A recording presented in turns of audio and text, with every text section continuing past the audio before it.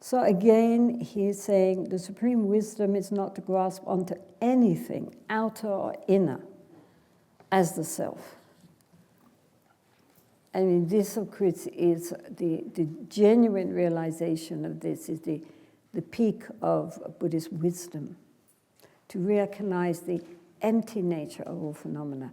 Empty nature doesn't mean it doesn't exist, or as I say, that it's nothing, or that it's a void, but that nothing exists from its own side independently. Everything arises in accordance with causes and conditions and in interdependence with everything else.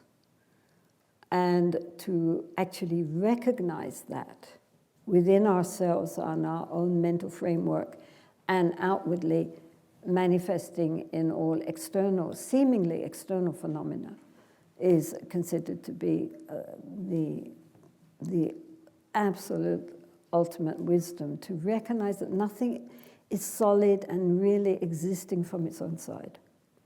And that the idea of an inner being and an outer phenomena as looking at each other but independent is also regarded as being one of the great sources of our ignorance. We don't understand how the subject and object are totally interdependent, and how much we give to what is outside, how much what is outside gives to what is inside, and that both rely on each other.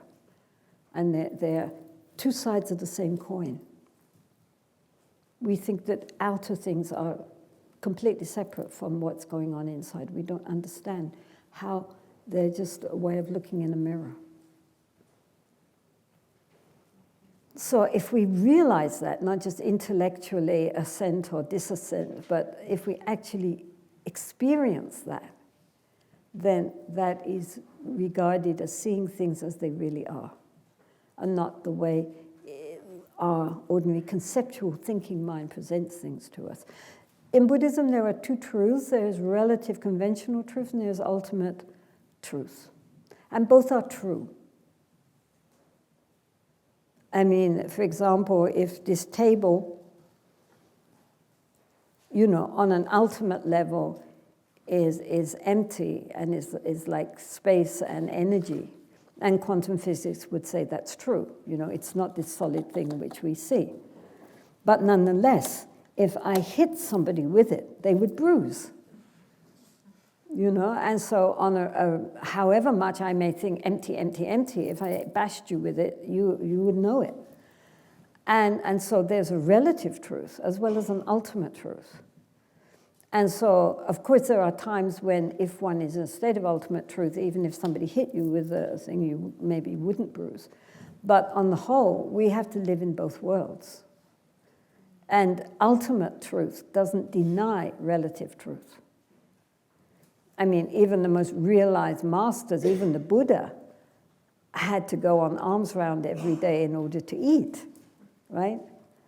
I mean, and he grew old, and, old age, sickness, and death. So on a relative level, we're following the relative laws, while at the same time, on an ultimate level, we are seeing that they are inherently empty. Lama Sutram Alioni from Colorado, she tells the story of inviting this lama who was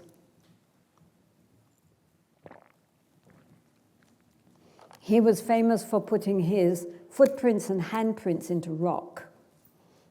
This is a very common phenomenon. If in a state of seeing the ultimate emptiness of everything, then they impress their hand or foot, then it leaves a very clear impression of the hand or foot. So he was coming to her center, so she thought, she must get a nice print while he's here.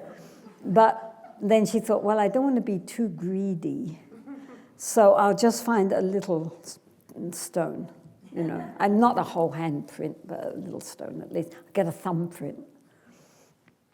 So when he came, then she handed him this little stone and said, would you mind putting your thumbprint on this?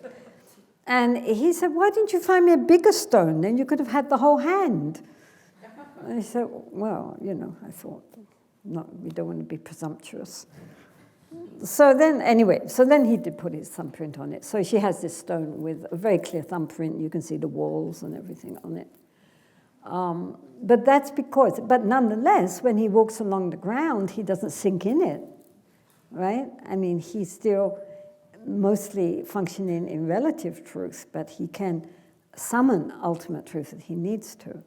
Why am I talking about this? What are we talking about here?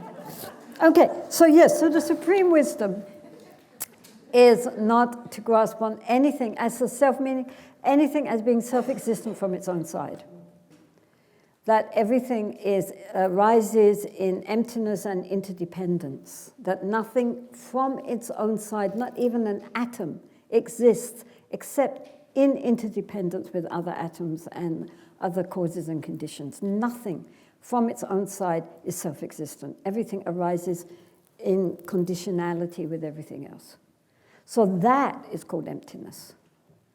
Doesn't mean that it's non-existent, but that it arises, nothing from itself, even the smallest atom, can exist in total dependence on itself only. It can only rise in interdependence with everything else. So that is in shorthand called emptiness. And so where he's saying that supreme wisdom is not to grasp onto anything as a self, it means that we don't see anything as self-existent from its own side, that everything rises according to causes and conditions, ourselves and external phenomena, and especially that ourselves and external phenomena are very interdependent. Neither can exist without the other.